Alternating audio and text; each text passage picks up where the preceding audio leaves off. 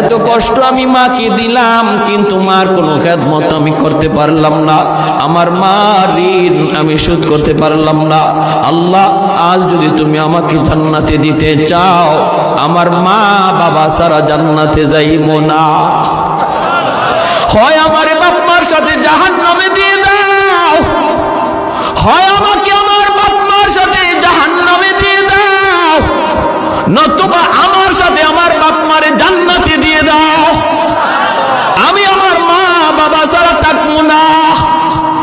আল্লাহ, তুমি আমার দুনিয়াতে পাঠাইছো,